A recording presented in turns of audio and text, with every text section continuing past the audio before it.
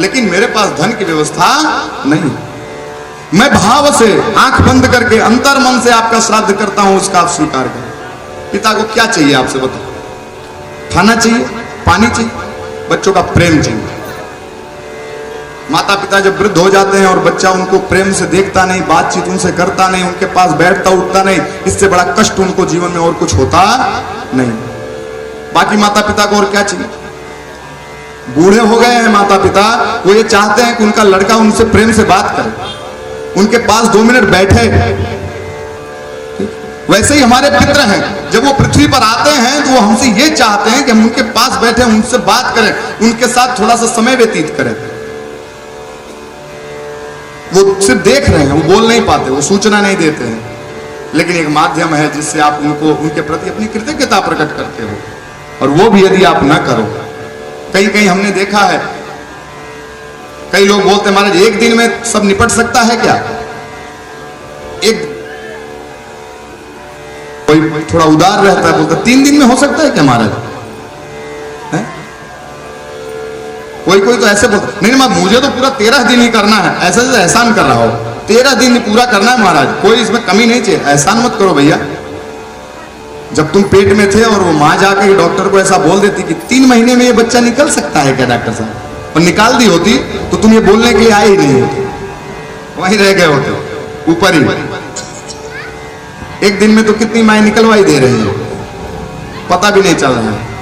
तो जैसे तुम्हारी वृत्ति है वैसी वो बुद्धि पितृ नारायण तुम्हारे परिवार को देते हैं, और आगे कहे कि फिर वो सिलसिला शुरू होता है। एक बार पाप शुरू होता है रुकता नहीं है, फिर वो भ्रूण हत्या से शुरू होता है और कहे महाराज श्राद्ध की समाप्ति तक खत्म हो जाता है। वहां वो नरक में दुखी, यहाँ पृथ्वी पर तुम दुखी। कितना भी कमा लो, कितना भी बचा लो, सुख नहीं हो सकता। सुख चाहिए तो कहे पितृ पूजन करना पड़ेगा, श्राद्ध करना पड़ेगा, ये गरुड़ पुराण की कथा सुननी पड़ेगी, इस कथा का पुण्य इकट्ठा करके संकल्प करके पितरों को देना पड़ेगा। और तब कहे महाराज ये जो पितृ पक्ष में जो पितर हैं, आपके जैसे ही नाचते कूदते आए थे, उससे ज्यादा हंसते खेलते नाचते कूदते ऊपर जाते हैं।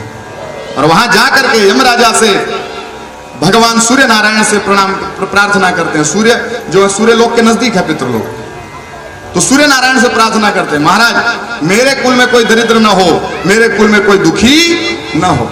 सत्रह जन्मों तक यदि जो सूर्य की आराधना करे तो उसको दरिद्रता प्राप्त नहीं होती। जन्मांतरेषु सहस्त्रेषु दारिद्र्यो नोपजायते। 1000 जन्म तक सूर्य की उपासना करना। अब वो सूर्य नारायण के सोर्स लगा रहे हैं, कौन? पितृ नारायण। मेरे घर में कोई दरिद्र न हो, और सूर्य कृपा करेंगे, उनकी बात सुनेंगे कि नहीं सुनेंगे? और सुन लिए एक बार तो कहे महाराज 1000 जन्म के लिए आप तो फ्री हो गए।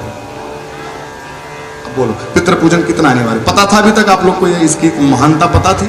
कितना जरूरी है ये पता था? करने के लिए करते थे, सच बताना, पता था कि नहीं पता था? नहीं पता था। इतनी जरूरी चीज है ये। धनाभाव में भी श्राद्ध संपन्न किया जा सकता है। तस्मात् श्राद्धं नरो भक्त्या साकैरपि यथा विधि। और कुछ नहीं मिले तो घास ले लो, थोड़ा सा गाय को खिला दो श्राद्ध के लिए। नहीं ब्राह्मण भोजन करा सकते, नहीं विधिवत श्राद्ध कर सकते, तो घास लेकर के किसको खिला दो? गाय को। साग से भी श्राद्ध की पूर्ति हो जाती है। लेकिन कुछ तो करो पितरों के निमित्त, कुछ भी। उनको खाली हाथ मत लौटाओ। बड़े आशा लेके ऊपर से नीचे आए हैं वो लोग। मेरे बच्चे जिनको मैंने जन्म दिया, इतनी उनके लिए यातना से इतना तकलीफ सहा है, वो मेरे लिए कुछ करेंगे ऐसा मान करके कहे महाराज वो आए हैं, उनको खाली हाथ मत लौटाना, उनको निराश करके मत लौटाना। और मैं तो सच बोलता हूं कि आज यहां पे श्राद्ध के अंदर इस पक्ष में जो जो कोई भी व्यक्ति इस गरुड़ पुराण को सुन रहा है, जो जो कोई व्यक्ति देश विदेश से इस गरुड़ पुराण में सम्मिलित हुआ है, जो जो व्यक्ति किसी भी प्रकार से इस गरुड़ पुराण में सहभागी हुआ है, वो एक बात नोट कर ले कि उसके पितर आज से ज्यादा आनंदित कभी अपने आप को महसूस करेंगे नहीं। ये बात ध्यान रखना, क्योंकि आप उनको आज ऐसा दान दे रहे हो जो सैकड़ों श्राद्ध के बराबर है। क्यों? क्योंकि गरुड़ पुराण की महत्वता बताते हुए कहते हैं पुराणम गारुणम पुण्यम पवित्रम पापनाशनम। यह गरुड़ पुराण कोई सामान्य नहीं है। पुराणम गारुणम पुण्यम पवित्रम पापनाशनम शृण्वतम कामनापूरम।